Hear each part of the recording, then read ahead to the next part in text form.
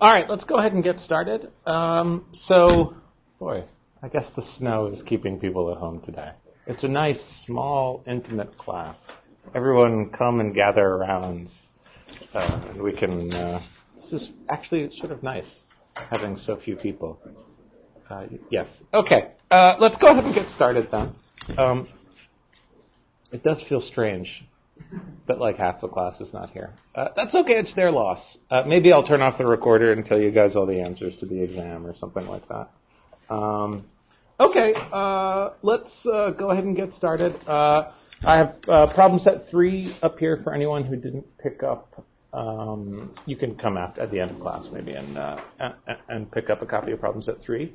I sent out some announcements. I don't actually remember what they are. Oh, yes. Okay. So there will be makeup class to make up for classes that haven't been missed yet. Next Thursday, which is February 10th, and February 17th at 4 p.m. Let's say make it 4:05, because I know there's something that meets in that room until 4. And that will be in the piano room, which is Rutherford 211, I believe. So that was one announcement. The other announcement is that the take-home exam has been scheduled. It will be given out on noon of April 14th, and it will be due noon of April 15th. I'll tell you more about the exam when the time comes. Don't worry about it for now. But for now, you can just put it on your calendar and forget about it, in as much as you have a calendar. Okay, let's go ahead and do some physics. So let me remind you of where we left off last time. So, here, do you want to see that? Okay, there you go. Last time we were discussing what implications a metric had for the geometry of space-time.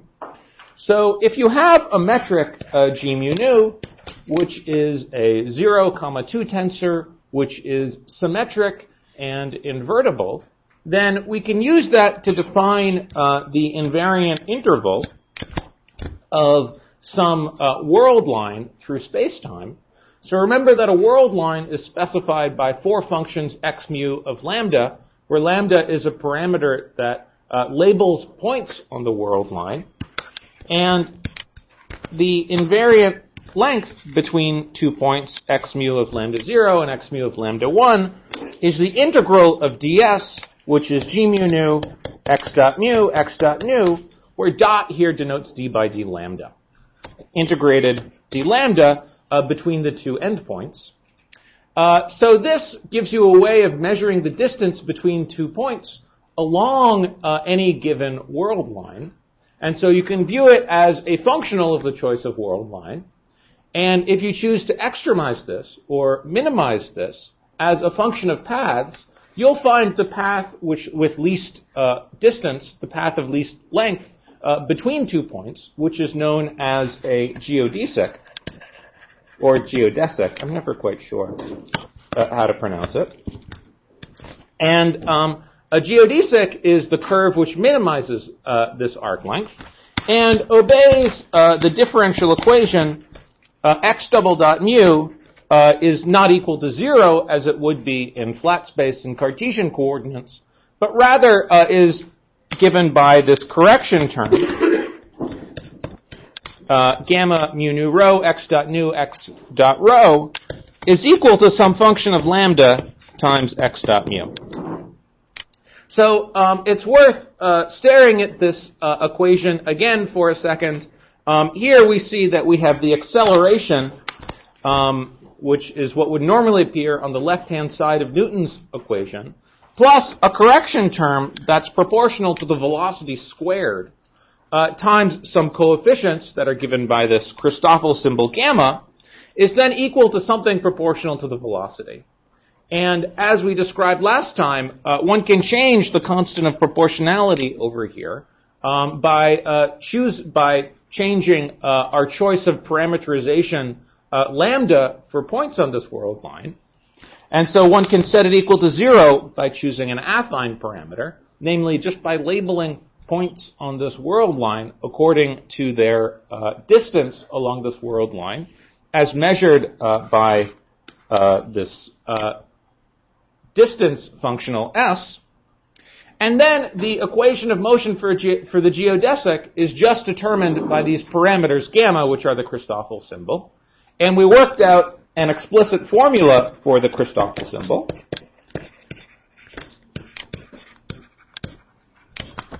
In terms of the metric. So it's 1/2 times the inverse metric.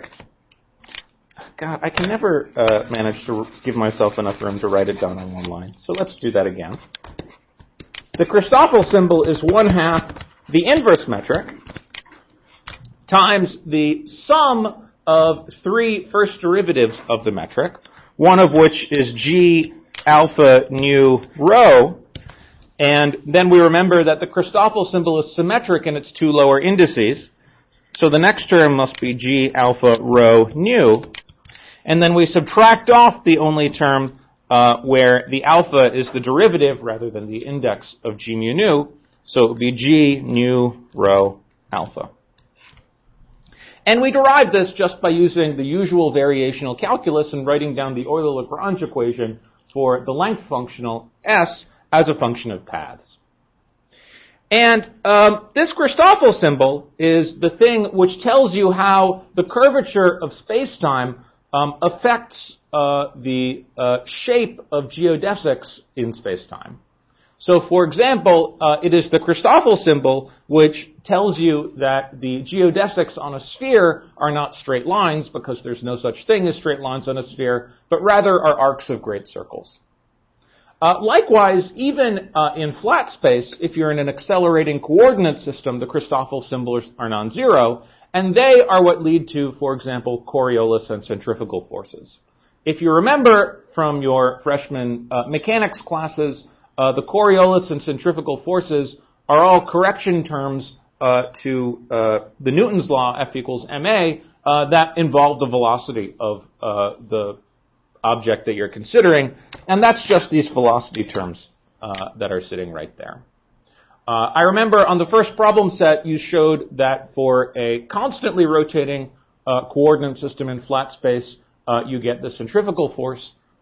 You should also check to yourselves that if the if you consider a more interesting scenario, you can get the Coriolis and Euler forces as well. That's a very nice exercise. It's a little more complicated than the exercise that I assigned you in the first week of the semester, but it's something that's totally doable and interesting. Okay, this Christoffel symbol, the formula for this is worth memorizing. Likewise for the geodesic equation. In fact, you may use these equations so much over the course of the semester that you won't even need to memorize them. Okay.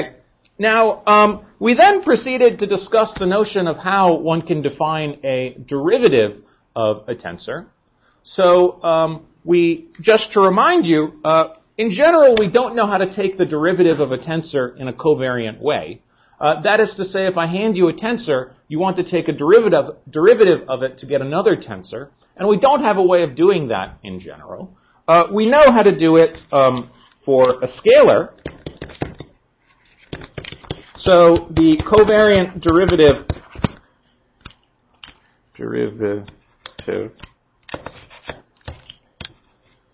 I don't know if I spelled that correctly. This is a physics class. Derivative. There we go. There's me.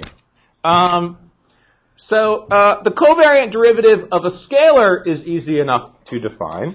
If you have a scalar f, which is to say the covariant derivative of a 0, 0 tensor, f is the 0, 1 tensor d mu of f. And what we defined last time was a way of taking derivatives of a 0, 1 tensor. So we wanted to find a way of taking a derivative of a 1, 0 tensor, a vector. We wanted a way of taking derivatives of a vector to get a 1, 1 tensor. And we wanted this notion of derivative to obey certain nice rules. So in addition to this being a 1, 1 tensor, it had to obey the linearity property so that the derivative of the sum of two vectors was the sum of the derivatives of those vectors. And also it had to obey the Leibniz rule so that d mu f v rho was the derivative of f times v rho plus f times the derivative of v. So that's the Leibniz rule, where d mu of f, the covariant derivative of the scalar, is just the partial derivative of the scalar, because that is the appropriate way of taking derivatives of scalars, as we just discussed. So we concluded that the derivative of a vector had to take the form of the set of 16 partial derivatives of the various components of the vector, plus some sort of object, g, rho, mu, nu, v nu, so plus some sort of set of matrices multiplying the vector. And we then saw that in order for this to transform as a tensor, this object g had to transform in some very specific way under coordinate transformations. And indeed, it was exactly the way that the Christoffel symbol transformed under coordinate transformations. So without any further ado, we just defined the covariant derivative of a vector in terms of the Christoffel symbol. And in fact, the Christoffel symbol is the unique quantity that one can build out of the metric, which transforms in the appropriate way under coordinate transformations in order to allow you to define a derivative operator, d mu v rho, that transforms as a 1, 1 tensor. So today I would like to complete our discussion of covariant derivatives and move on to the subject of integration, or revisit the subject of integration. Before I do so, let me pause and see if there are any questions. Yes? The partial derivatives can be thought, I guess, as linear approximations. How do we kind of intuitively feel what a covariant derivative is?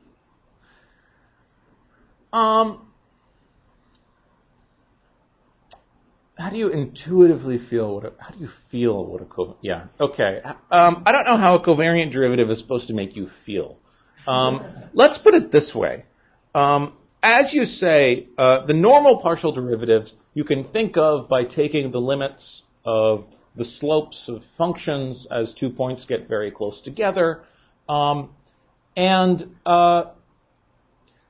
It just is true that when you're considering derivatives the covariant derivative is something that you've encountered even in flat space in accelerating coordinate system. So it's not so much that this is something new, but this extra term that we have written here. Even in the case of flat space, it appears, and it is just the generalization of this notion of partial derivative to account for the fact that your coordinate system might be non-inertial. So, for example, in your lives as physicists, you've worked out, for example, the form of the Laplacian in polar or spherical coordinates. That's a famous calculation that I'm sure you've done. That essentially can be thought of in terms of the structure. As to how you're supposed to think intuitively of the covariant derivative, I can't say any much more than the fact that it's the derivative that you can define that transforms in a way that's invariant under coordinate transformation. So rather, I would turn it back on you and say that it turns out that just the notion of the partial derivatives of the components of a vector, for example, is not something that is well defined if you think about it carefully. If you have a vector with 4 components, and you calculate the 16 derivatives of the components of that vector in any given coordinate system, then that object in and of itself does not make sense in any coordinate invariant way. That's the conclusion that we drew because it doesn't transform as a tensor. So it's not so much that the covariant derivative is a different sort of object that you define, but that it's the only possible object that one can define which transforms in a reasonable way under coordinate transformation. I don't know if that's a terribly satisfactory answer, but that I think is the best one that I can give. In the next few minutes, we're going to investigate a little more detail some of the properties of the covariant derivative, and then maybe you'll get a little bit more intuition for it. In fact, the next exercise that I'm going to do is reinvestigate the geodesic equation in the language of the covariant derivative, and then that'll hopefully give you a bit more intuition for how this object behaves. Indeed, the covariant derivative shares many of the familiar properties of the usual derivative operator, but not all such properties, as reflecting the fact. So some of the properties of the partial derivative operator that you have grown to know and love, in fact, are only true of the derivative operator in a flat space. And so we will see how this notion of derivative must change in a curved space. Yes, you had a question. Is it safe to say that we can think of this as coordinate rotation?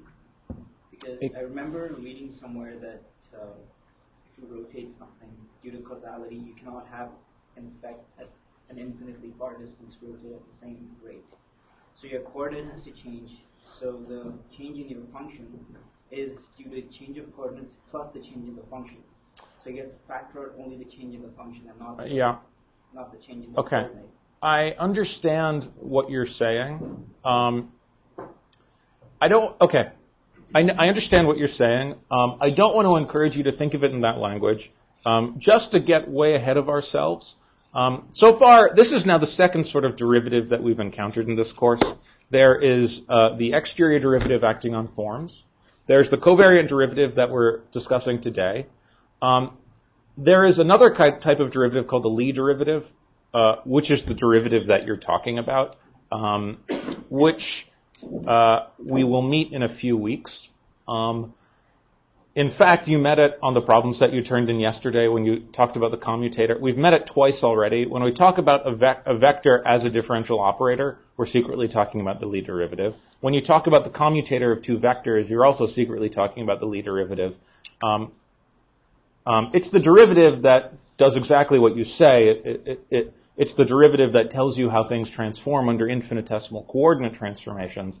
That is not what we're talking about here. It's related, but that's not what we're talking about here. And we'll get to it, not for a couple of weeks, however. Good question, though. Was there another question? Yeah. I was thinking of this as your vector is changing somehow. Mm-hmm. Your current also changing, so you're factoring out. Yeah, no, okay, if that's what you were trying to say, then yes. So you should think about it that way, if you like. Let's put it this way. For a scalar, the set of partial derivatives just tell you how the scalar transforms under the change of the point in space-time. But when you change the point, maybe this is what you're trying to say and I misunderstood, but as you change the point in space-time, the vector also transforms in some nonlinear, some complicated way, and this Christoffel term accounts for that. If that's what you were trying to say, then yeah. I think you should think, loosely speaking, of this extra Christoffel term as accounting for the fact that a vector is a geometric object, but when I write the symbol v rho, those are the four quantities which are the components of a vector in a particular coordinate system.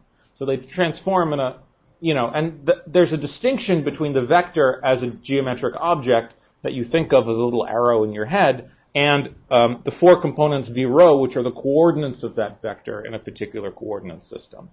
And this Christoffel term accounts for that difference. So maybe I should proceed and tell you a little bit more about this covariant derivative. That might help you develop a little bit of intuition for it.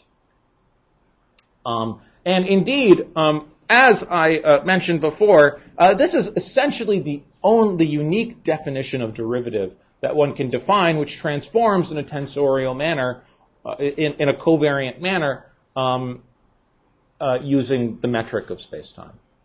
So the conclusion that we will eventually draw is that all of the laws of physics are differential equations, of course, And they must be formulated using covariant derivatives rather than partial derivatives. Or else you haven't succeeded in writing down laws of physics that are independent of your choice of coordinate system. That's where, of course, we're going with this. Okay, so this is the covariant derivative. So it's worth, so as we saw, this Christoffel symbol was something we initially encountered in our study of geodesics and our study of world lines. So it's worth revisiting the geodesic equation, now having in hand this definition of the covariant derivative. So I want you to remember that one natural vector that always appears when we have a world line, so let's say we have a, God, I really can't spell today, a world line or a path x mu of lambda, then the tangent vector to the path is x dot mu. So that transforms as a vector under coordinate transformations. It's the set of derivatives of x mu with respect to lambda. And so now what I would like you to do is compare the geodesic equation x double dot mu plus gamma mu nu rho x dot rho equals f of lambda x dot mu to this expression we have up here for the covariant derivative, where the vector that we're thinking of is the tangent vector to the curve. And indeed, I want you to remember that v mu d by d x mu is nothing more or less by the chain rule. So where v is this tangent vector, is by the chain rule just d by d lambda. That's just the chain rule. So what that means is that the geodesic equation is nothing more or nothing less than the statement that v mu grad mu of v nu is equal to 0. So my claim is that that is the geodesic equation. So let's work that out explicitly. And here, maybe what I'll do is to make everything look a little nicer, is I'll call the free index mu, so it bears stronger resemblance to that equation. So let's write this as v alpha grad alpha v mu. So let's work that out using this boxed equation up here. So what is that? That's x dot alpha d by d x alpha of v mu, which is otherwise known as x double dot mu, using the chain rule here. Then there's the Christoffel term, which is gamma mu alpha times v alpha, so x dot alpha, times v, nu times, so x dot nu, which indeed we see is just the left-hand side of the geodesic equation. So that the geodesic equation is, when phrased in terms of the tangent vector v, just the statement that v alpha grad alpha v mu is proportional to v mu.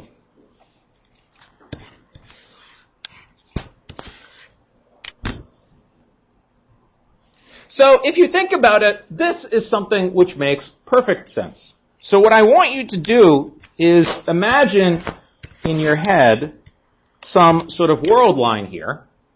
Then we could define the tangent vector to the world line. And the operator v alpha grad alpha is the only covariant operator that I can think of which will describe the change in a vector as you move along the curve. So remember that if we have a scalar, you can take v mu d by dx mu and act on that to get another scalar. But you can't take v mu d by dx mu and act on a vector to get another vector, because of the fact that d by dx mu acting on a vector doesn't give you a tensor. However, you could take the operator V alpha grad alpha, where grad alpha is the covariant derivative and acts that on a vector. That's a good differential operator that you could use to act on a vector to get another vector.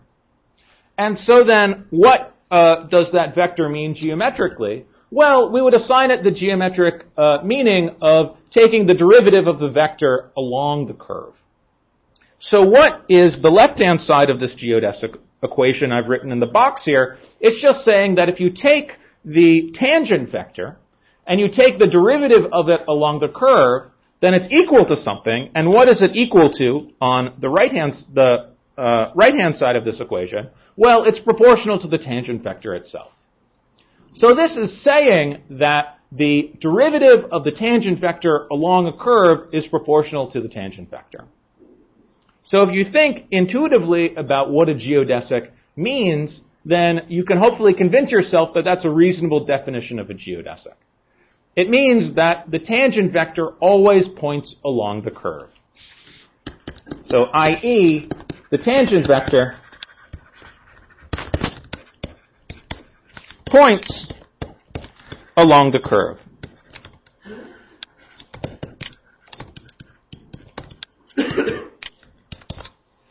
And for an affine parameter, so the derivative of the tangent vector being proportional to the tangent vector would mean that the length of the tangent vector might change as you move along the curve, which is what would happen if you have a non-affine parameter, a general parameter lambda.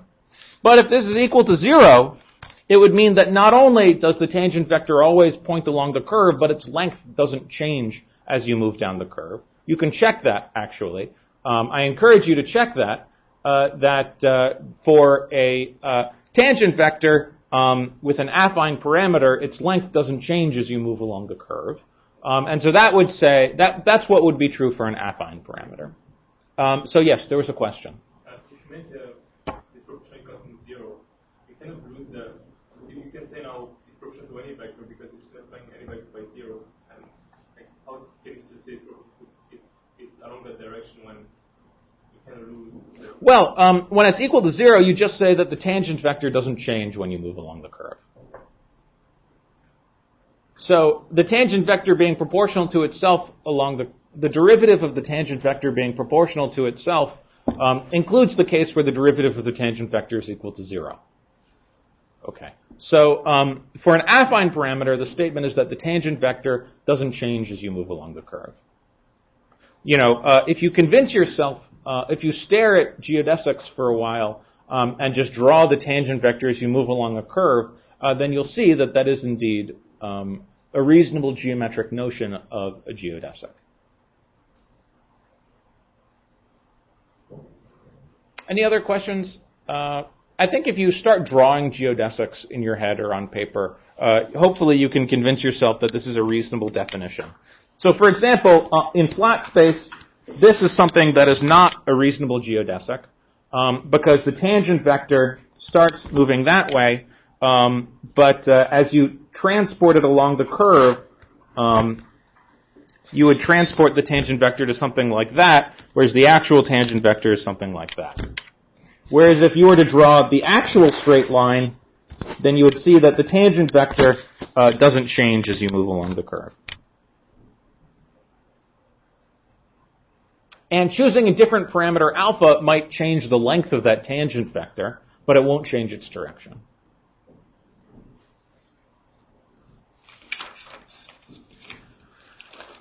So this is the covariant derivative for a vector. So we have now defined the covariant derivative for a scalar and a vector. And what we would now like to try and do is define covariant derivatives for other sorts of tensors. And when we do define the covariant derivative,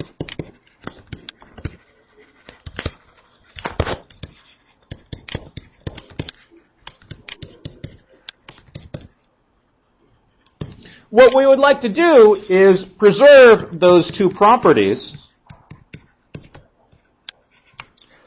namely linearity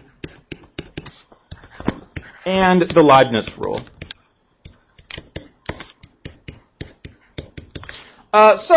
For example, let's try and think about how we would define the covariant derivative for a one form.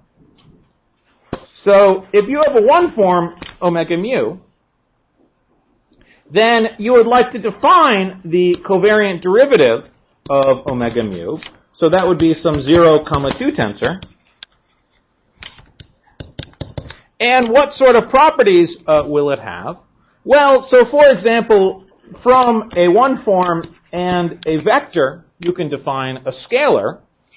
And so if we take the derivative of the scalar, then that should be equal to, by the Leibniz rule, grad nu omega mu contracted with v mu plus omega mu times grad nu v mu. Now, this guy we know how to define, and we also know how to define the left-hand side, because that's the derivative of a scalar. So this should just be equal to d nu of omega mu v mu. So using this formula, you can just go ahead and work out in a completely straightforward way the definition of this object here, just by demanding that the covariant derivative satisfy the Leibniz rule. Satisfy the standard product rule of calculus. So let me just write down the answer for you. The answer is that we should define the covariant derivative of a one form as follows. So we should define it as something involving the 16 derivatives, the d squared derivatives of the components of the one form, and then we need to add another correction term, just like the Christoffel correction term that we had for the vector. And what is that correction term? Well, it'll involve the Christoffel symbol. And if you think about the placement of indices on the Christoffel symbol, there's only one thing it can be. Well, it has to be something like gamma mu nu rho omega rho. That's the only thing it could be given the placement of indices on the Christoffel symbol. And the only subtlety is that there's a minus sign instead of a plus sign. Why is there a minus sign? Well, remember that in the definition of the covariant derivative of a vector, it was plus a Christoffel symbol, and now we have to move it on to the other side of this equation when we define the covariant derivative of the one form. So that's why there's a minus sign. So this then is the covariant derivative of a one form.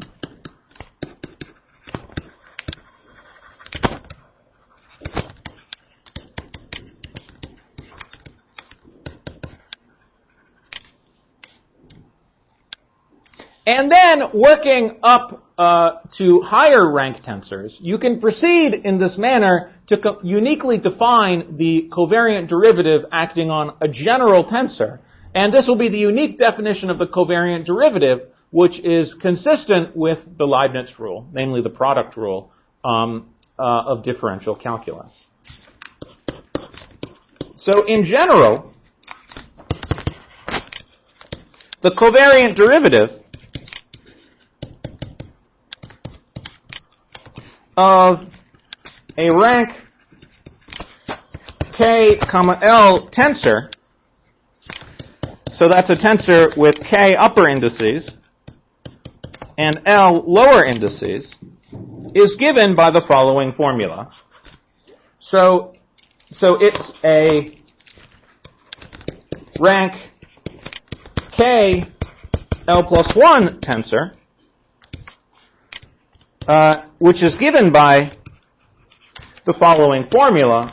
So the covariant derivative of T with K upper indices and L lower indices is given by the partial derivative of T with respect to X alpha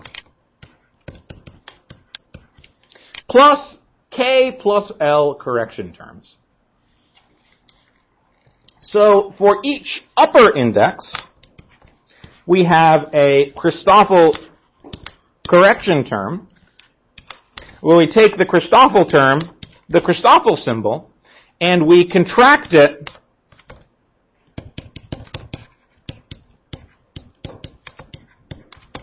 with each one of the upper indices. And then for each lower index, we subtract off a corresponding Christoffel term. So, for example, we would have grad rho alpha nu 1 t with the usual upper indices going along for a ride, and then the Christoffel symbol contracted with the first of the lower indices, and then the same term with the Christoffel term is contracted with the second of the lower indices, and so on and so forth. So this is a rather complicated-looking definition, but it's worth staring at this definition for a minute and just seeing that given our notation, as usual, this is almost the unique thing that you could write down consistent with the Einstein summation notation. So, for example, if you look at these first terms here involving the upper indices, you see what we have done here is that the alpha index, which is the direction you're taking the derivative along, now appears as one of the indices of the Christoffel symbol, and the other index is being used to contract one of the upper indices of the tensor. And then we just sum that over all possible upper indices. And then we have analogous terms that we're subtracting off for each one of the lower indices. The alpha, again, appears as one of the indices of the Christoffel symbol, and the other indices are used to contract and replace one of the lower indices of the tensor. And the only thing that you ever need to remember or memorize in this definition is what the relative signs are. So you just need to remember that you add a Christoffel symbol when you have a vector index, and you lower a Christoffel symbol when you have a lower index. Sorry, you subtract the Christoffel symbol when you have a lower index. And the point is that this is the unique definition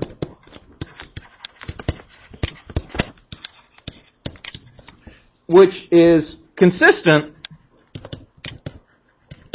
with the Leibniz rule.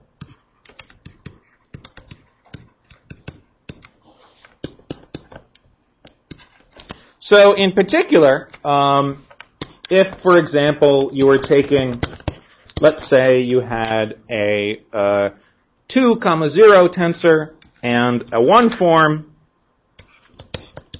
then if you wanted to compute this guy, you could just use the product rule as you know and love the product rule, and everything would be hunky-dory. And, of course, this Christoffel symbol is also linear. So the derivative of the sum of two tensors is the sum of the derivatives of these tensors. So if you have two tensors t and s, I'm not bothering to write the indices out explicitly, then the derivative of the sum is the sum of the derivatives. So this definition of the derivative obeys many, but not all, of the properties that we usually think of when we think of derivatives. So it obeys, by definition, the Leibniz rule and linearity. But there is one property that partial derivatives have, which are not shared by the covariant derivative.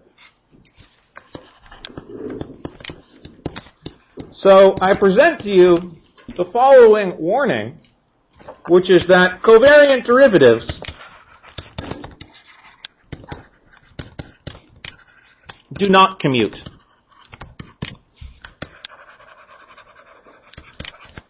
So if we were just talking about partial derivatives, then, for example, you are very familiar with the fact that if you take the derivative with respect to x alpha and then the derivative with respect to x beta of some quantity, so let's call it v rho, then that would be the same with the order of the derivatives interchanged. However, when dealing with covariant derivatives, the analogous formula is simply not true. And it is this failure of covariant derivatives to commute which really lies at the heart of the description of curvature in differential geometry and general relativity. So when we start talking about notions of curvature in general relativity, our starting point will really be to think deeply about what it means that covariant derivatives do not commute. So I just give you that as a bit of a warning, and it's something that we will return to in a little bit. Probably not this class, but certainly next class. Okay, are there any questions on this? Yes? Do they commute in flat space? They do, absolutely. So let's check that. So in flat space, in Cartesian coordinates, the Christoffel symbols vanish, and all of the funny correction terms in this definition of the covariant derivative vanish. You just have partial derivatives, so they do commute in flat space. And one way that you could define flat space is that flat space is a space in which covariant derivatives commute with one another. Okay, that's a perfectly good definition of what flat space is, and we will use, next class, when we define what curvature is precisely, that will enter partly in our definition of curvature. Yes, there's a question. So when I thought we were introducing all this new notation, I thought the point of it was so that we don't care about the order of things. So what makes the point about the notation is that we're introducing quantities that transform under coordinate transformations in a nice way, so that you can write down laws of physics in a way that are coordinate invariant. Now, it just so happens that derivatives do not commute when you think about them carefully and try and define them in a coordinate invariant way. That, unfortunately or fortunately, is just a fact of life in curved spacetime. Now, when I introduced differential forms, we had a different notion of derivative. So nobody's asked me about this yet. But you certainly, I defined one way of taking a derivative of a one form 2 classes ago, where I defined a derivative of a one form which gave me a 2 form. So that was a derivative of a one form which was a 0-2 tensor which was antisymmetric. Now I'm defining a different notion of derivative of a one form, which is a 0-2 tensor which is not antisymmetric. You could ask, however, what would happen if I took this definition of the covariant derivative, which was a 0-2 form, and I antisymmetrized it. Then that would be a way of taking a derivative of a one form to get a 2 form using the covariant derivative, whereas last time I used the partial derivative.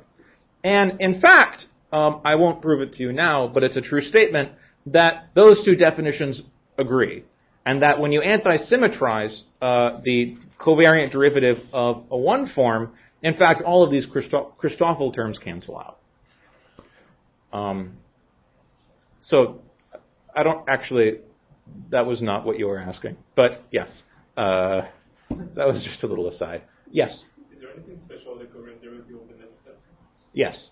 Okay, because we have defined, for example, covariant derivatives of every vectors, like what a vector. Yeah, I'm going to get to, this is the next topic I'm going to discuss. So why don't I talk about the covariant derivative of the metric, and then if you still have questions or concerns, ask them then.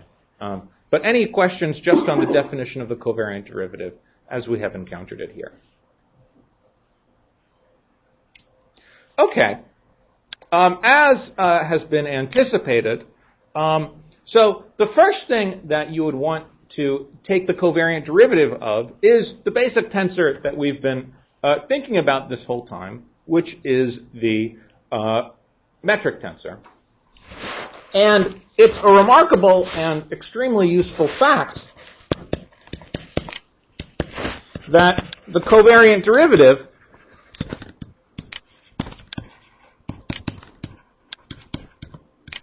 is, as they say, metric compatible.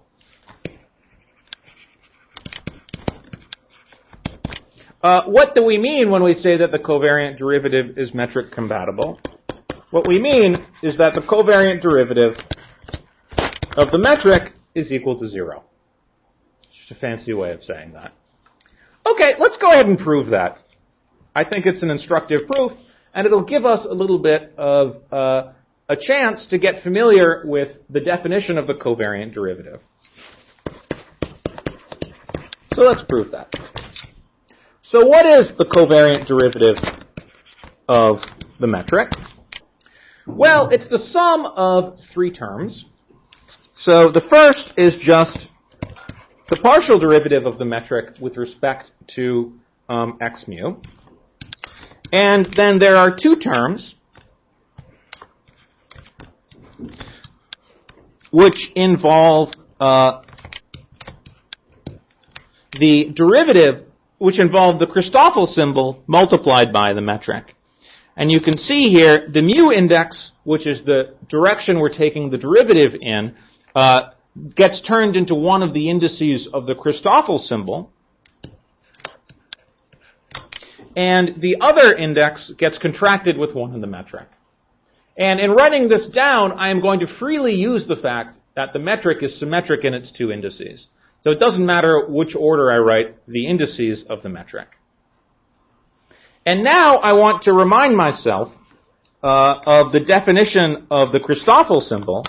So gamma alpha mu rho is 1/2 g alpha beta g mu beta comma rho minus plus g rho beta comma mu minus g mu rho comma beta. So let's take this and plug this into this formula here. What do we get? The covariant derivative of the metric is g rho sigma mu. This is one of those exercises in carefully writing down all of these terms and getting them to cancel out. So let's see if I can do it. So first we have this inverse metric times a metric, which gives me a Kronecker delta symbol, which just says that all of my beta indices here turn into sigma indices. So minus 1/2 g mu sigma rho plus g rho sigma mu minus g mu rho sigma. And then the second term, where now we have an inverse metric times g alpha rho, which says that all of my beta indices turn into rhos. So minus 1/2. And also here, my sigma indices, my rho indices turned into sigmas. So what do we have? We have g mu rho comma sigma plus g sigma rho comma mu minus g mu sigma comma rho. Okay. Now we start canceling. Okay. The first thing we notice is that here we have a g rho sigma comma mu, and then we have minus 1/2 g rho sigma mu minus 1/2 g rho sigma mu, because the metric is symmetric. So that guy cancels the sum of those two guys. This guy has a minus sign, this guy has a plus sign because of the 2 minus signs there. And likewise, this guy has a plus sign, okay, and this guy has a minus sign. And despite the lack of coffee that I have had this morning, all of these terms cancel. So, similarly, one can show that not only does the covariant derivative of the metric vanish, but so does the covariant derivative of the inverse metric, as well as the covariant derivative of the Kronecker delta symbol. And this is an extremely important set of facts. So what does this mean? This means that the metric can be freely passed through the covariant derivative.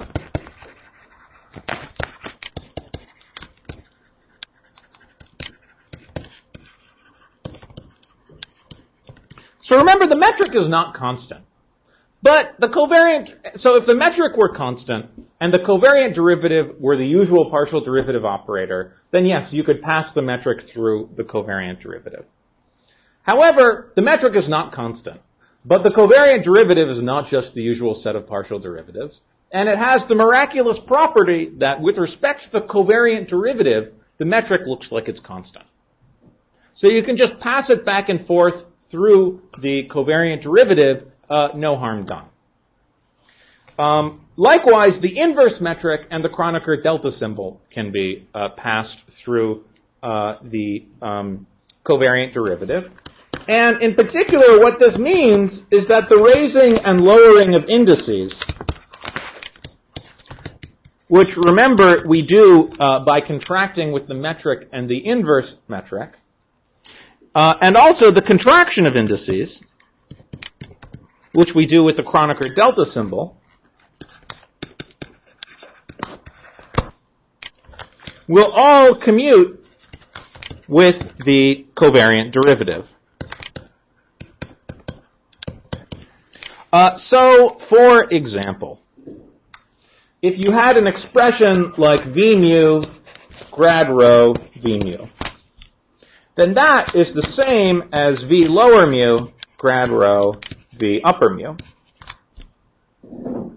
Or if you had an expression like v mu nu grad alpha t mu beta, then you could manipulate this to your heart's content by raising and lowering indices.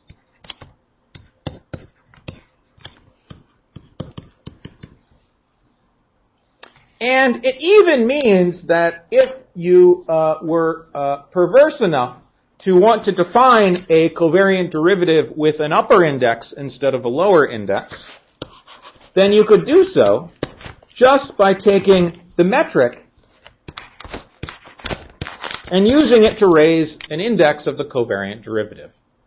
And this, of course, would be the same whether you use the metric multiplied on the right or multiplied on the left. And then, for example, you could define symbols like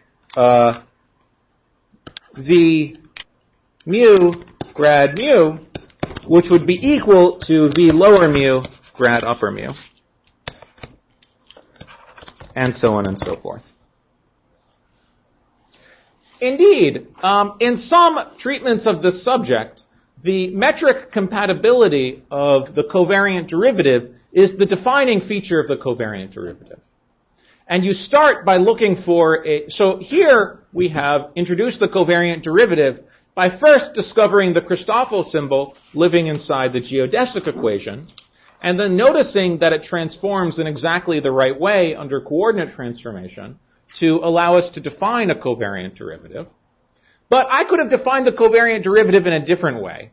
I could have forgotten about the geodesic equation, and I could have just said, what sort of derivative operator can I introduce such that the derivative of the metric is equal to 0, and then use that as a condition that I use to derive the form of the Christoffel symbol, and I would have gotten the same answer. So there's a sense in which the metric compatibility condition is the defining feature of the covariant derivative. And so it means that a lot of the intuition that you have developed in your study of flat space and vector calculus will go through when we consider covariant derivatives in curved space. Any questions? No questions? Okay. So this concludes what I wanted to say on covariant derivatives. Our next topic will be the subject of curvature, which will continue with our discussion of covariant derivatives. But before I discuss curvature, I'd like to take a little bit of a brief aside and return to the subject of integration.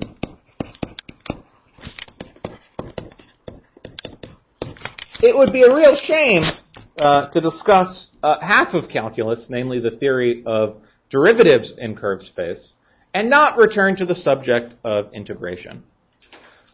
So, just like in our discussion of differential forms, we had an exterior derivative, which then led to an interesting notion of integration of differential forms. Here now we have a covariant derivative, and so that will allow us to revisit, using the metric, the structure of integration. Any questions before I continue? So, let me just remind you that we saw earlier that the right quantity to integrate is not really a scalar, but rather a d-form, if you're in a d-dimensional manifold. So it would be a 4-form in the case of 4-dimensional space-time. However, I would like to be a little more ambitious today, and instead what I'd like to do is integrate a scalar rather than a d-form. So let me remind you that the reason why integrating scalars was difficult was that when you write down a symbol like this, the integral of f of x, where f is a scalar written in a particular coordinate system, and then I integrate it using my coordinates dx1 up to dxd, then that is not a symbol that transforms nicely under coordinate transformations. Because if you were to write this in a primed coordinate system, then you would have to multiply it by the determinant of the Jacobian matrix, which is a d by d matrix. So you would have the determinant of dx mu by dx mu prime. So if you don't have a metric, then that is simply a fact of life, and all you can ever do is integrate d-forms, and you could never try and integrate a scalar. However, now that we have a metric, the metric is an object which transforms in some interesting way under coordinate transformations. So the question that we could then ask is whether there's an object that we could form out of the metric that we could use in a definition of integration which would allow us to compensate for this funny factor of the determinant of the Jacobian. So let's think for a second. Now, the metric under a coordinate transformation transforms by the multiplication of two Jacobians. So if you were to define the determinant of the metric, so let's define the determinant of the metric. So let's just call it G. So remember that the metric is a d by d matrix, or a 4 by 4 matrix in 4 space-time dimensions, which is invertible, so it has non-vanishing determinant. So we could construct this determinant, and for a Lorentzian manifold such as space-time, this determinant will be negative because the metric will have 1 negative and 3 positive eigenvalues. And we would like to ask how this guy transforms under coordinate transformations. Well, the metric transforms with some powers of the Jacobian under a coordinate transformation. So the determinant of the metric is not a scalar.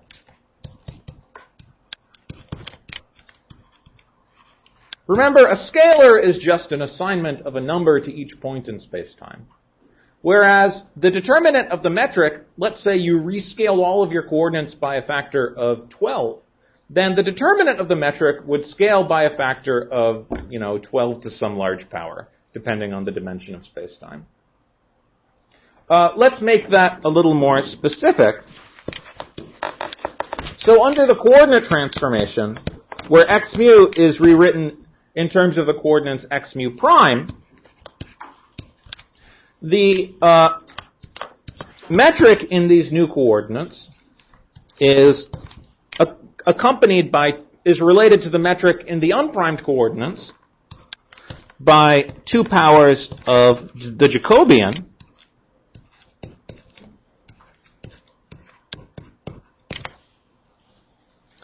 or if you wanted to use matrix notation, G as a matrix, I don't want to confuse, I'll just write it with a double vector symbol to remind you that it's a matrix. Is that a reasonable symbol? Or maybe I'll do a hat, because hats are sometimes operators. Just because I want to differentiate it from this guy here, which is just a function. So the matrix G goes to the Jacobian transpose times G times the Jacobian, which means that the determinant G will pick up 2 factors of the determinant of this Jacobian matrix. So if you take the metric in a given coordinate system, compute its determinant, and then make a change of coordinates, the determinant will pick up 2 factors of the determinant of the Jacobian matrix. This means that the determinant of the metric is not a scalar, so it's not a tensor, but it's rather what we sometimes call a density. In that so what is a density? A density is something that picks up a determinant of the Jacobian under a coordinate transformation. I don't tend to like the phrase density, but you'll see it used somewhere. And so, using the determinant of the metric, we can define a new notion of integration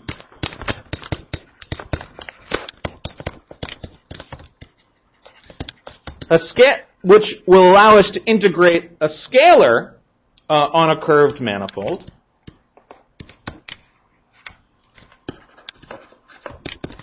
So rather than defining the integral of f as I defined it above, let me introduce a factor of the square root of the absolute value of the metric.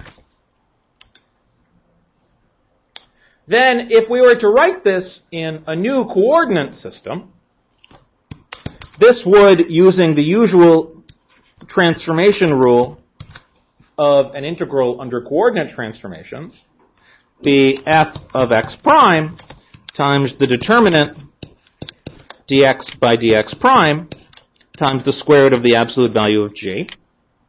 But because the determinant transforms with the square of the determinant of the Jacobian, this is just the integral d dx prime times the square root of the density g in the primed coordinate system times f of x prime.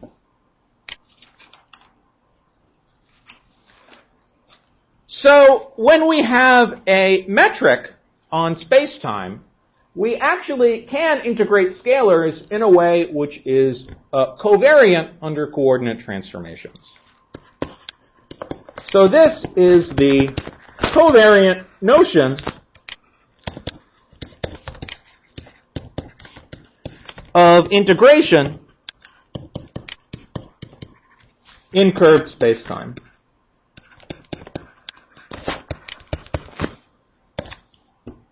The integral of a scalar is not just the integral of the scalar written in that coordinate system d dx, but rather it's the integral of the scalar times the square root of the determinant of the metric. And I have put an absolute value because the determinant of the metric is negative, and I want a real definition of the integral rather than an imaginary one.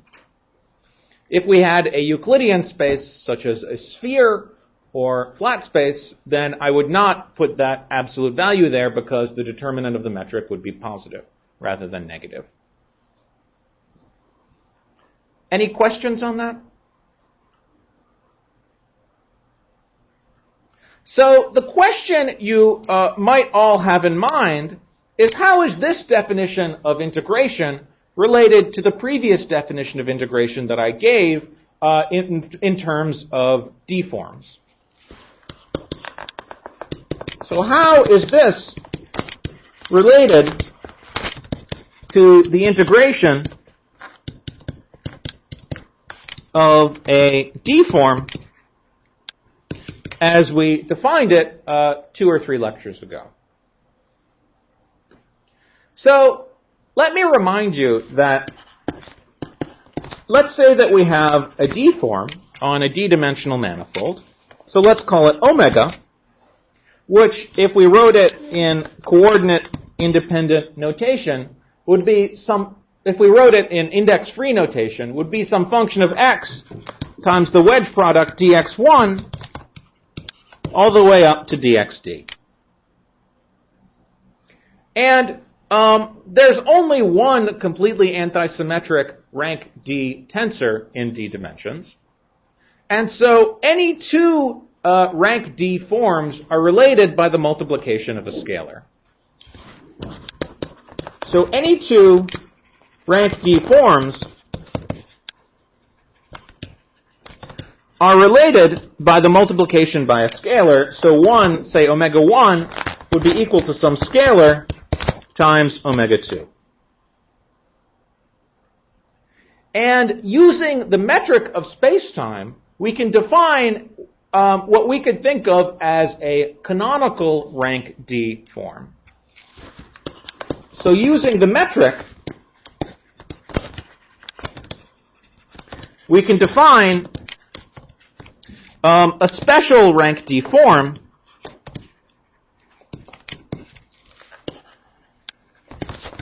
which we will call the volume form. Or alternatively, the epsilon tensor.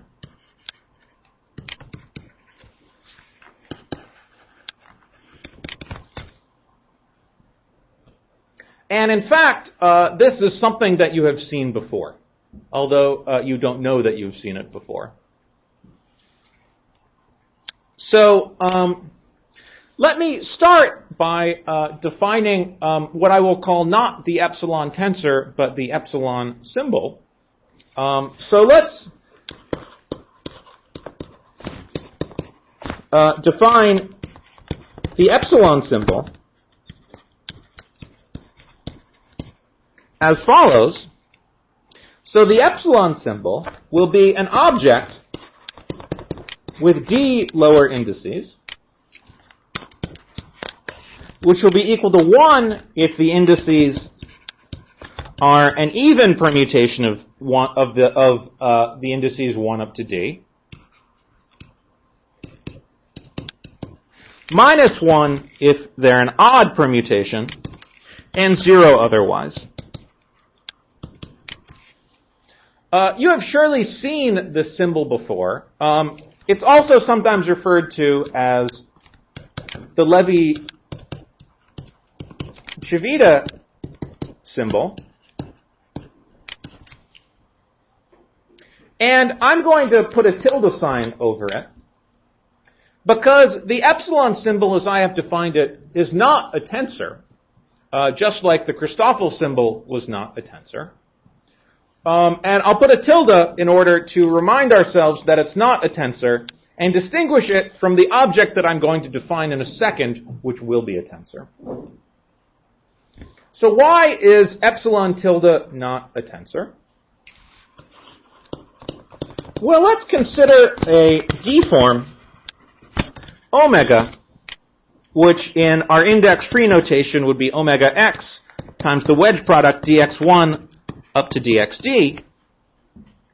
Then, if I were to use index notation, then what would the expression for that d-form be? Well, that just means that omega with indices mu1 up to mu d is omega of x times the Levi-Civita symbol. The Levi-Civita symbol is just the antisymmetric d-index object that is equal to 1 if the indices are 1 up to d, and is completely antisymmetric under the interchange of any two indices. So any d form is just some function omega of x times the Levi-Civita symbol. Now, I want to remind you that under coordinate transformation, this omega transforms with a factor of the determinant of the Jacobian matrix.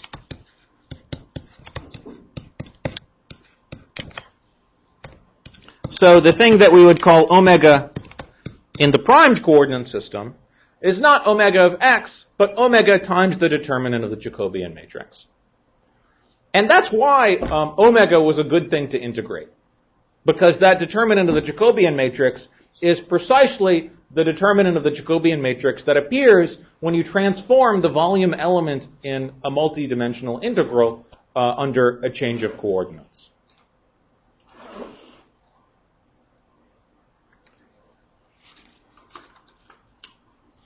And what I would like to remind you is that this is exactly how the square root of the determinant of the metric transforms. So what that means is that even though epsilon tilde is not a tensor, I could define what is known as the epsilon tensor, or the Levi-Civita tensor, just by multiplying the Levi-Civita symbol by a factor of the square root of g.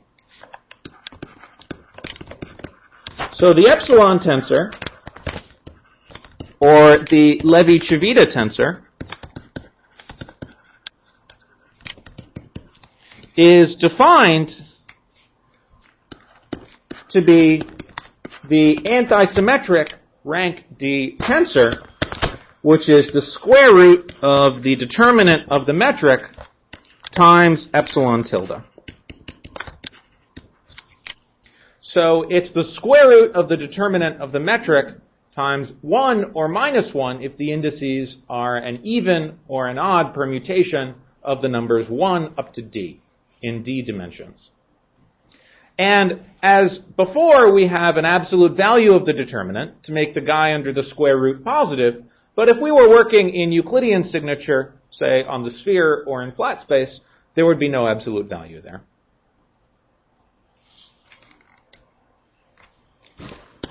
So this is a canonical or special D-form that you can define in any geometry using the metric.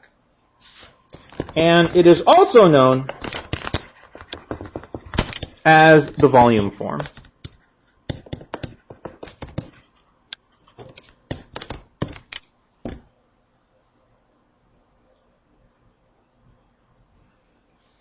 And because any two rank D tensors are proportional to one another, because there's only one object which is completely symmetric in all of its indices in rank D, that means that every D form is equal to a scalar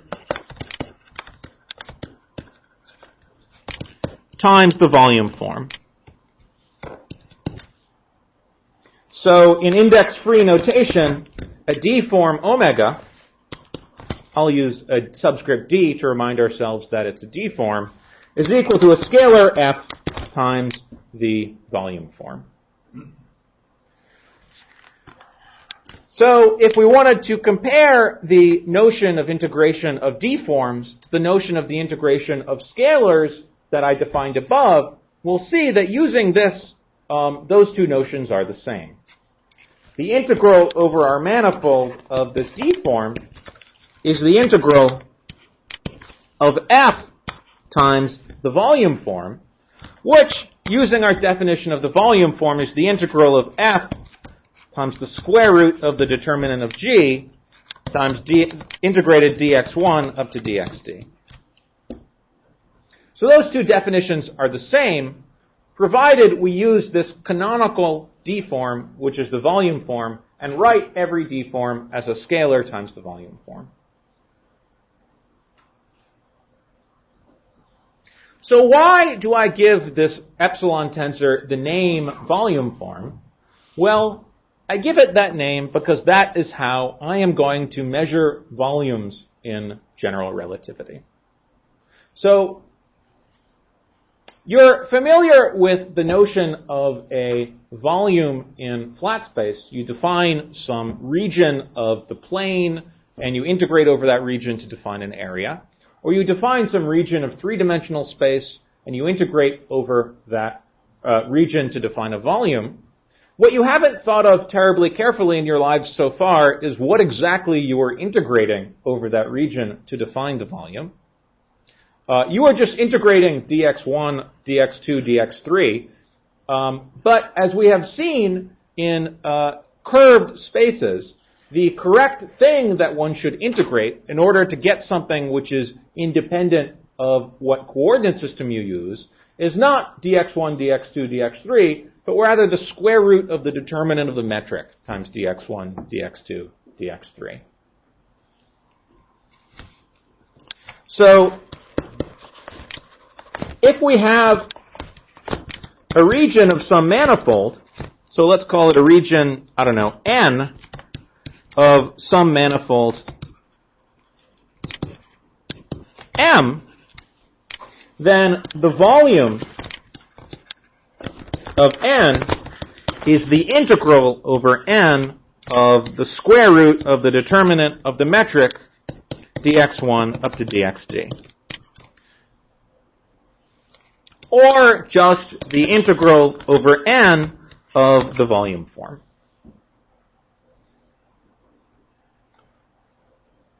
And similarly, as we will see later, one can define areas, lengths, and so forth using the volume form in the correct number of dimensions.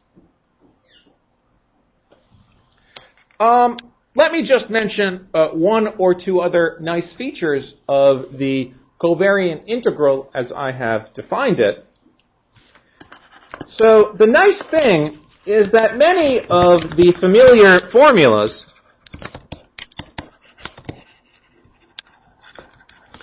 of vector calculus will still work provided we replace the usual notion of differentiation with covariant differentiation and the usual notion of integration with the covariant notion of integration.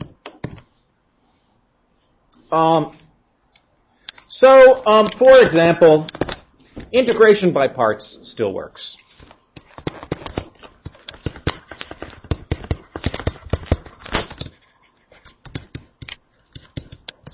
You know, if aliens were to land tomorrow and ask me what is the single most important formula in all of mathematics, it would probably be integration by parts. Okay? And so it's a good thing that integration by parts still works in curved space. So, for example, if you have the covariant integral of some scalar, which is, say, f times a derivative of v, then that will be the same as minus the integral taken in the proper covariant way of v contracted with the derivative of f plus boundary terms. And those boundary terms can be determined by using Stokes' theorem. Now, I told you what Stokes' theorem was in the language of differential forms, and there's a similar formulation of Stokes' theorem using Christoffel symbols and covariant integrations. There, one needs to define exactly what you mean by a normal vector associated with the boundary. I won't go through that here. If we come to a point in this class where we need to define precisely Stokes' theorem for curved spacetime, we will do so. I actually don't think we'll need it, but that's something that we could work through if we wanted to. Maybe if I come up with a good problem on a problem set, we'll do that. it's a nice thing to know. It's important, but I'll gloss over that for the time being. So it's 10:25. It's probably a good time for me to pause here and see if there are any questions. And next class, we will move on to discuss curvature. So any questions? All right, see you on Monday.